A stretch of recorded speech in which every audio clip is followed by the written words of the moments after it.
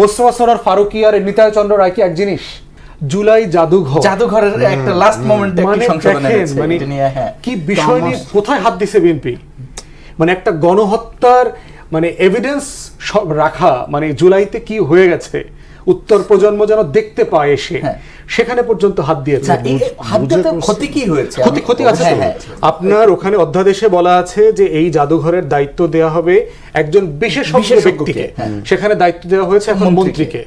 তো এটা ক্ষতিটা কি হবে? ক্ষতিটা না, বিশেষজ্ঞ না, মানে মন্ত্রী এটা কি জানে? মোস্তফা সরোয়ার ফারুকী এটা সভাপতি এখন। মোস্তফা সরোয়ার ফারুকী আর নিতাই চন্দ্র রায় কি এক জিনিস? এই মাল আপনি জুলাই জাদুঘরের দাঁড়িপাল্লা মানে পড়লে পাবেন প্র্যাকটিক্যাল এটা না। মোস্তফা সরোয়ার ফারুকীও তো একটা মাল। মানে কি হোয়াটএভার, বাট বলতেছি কালচারাল জায়গা থেকে তার যে এক্সপিরিয়েন্স, তার এক্সপিরিয়েন্স তো সমান না। আপনার থেকে বেটার কোয়ালিটিফাইড লোক দেবেন।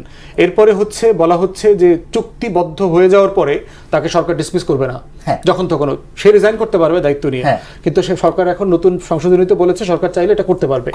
তাহলে আপনি জুলাই জাদুঘরটা বন্ধ করে রাখছেন, ওপেন করছেন না। ডেলিগেশন আসছে অস্ট্রেলিয়া, সভাপতিকে সেখানে যেতে দেওয়া হয়নি। তাহলে এই যে দুষ্টামিগুলো করা হচ্ছে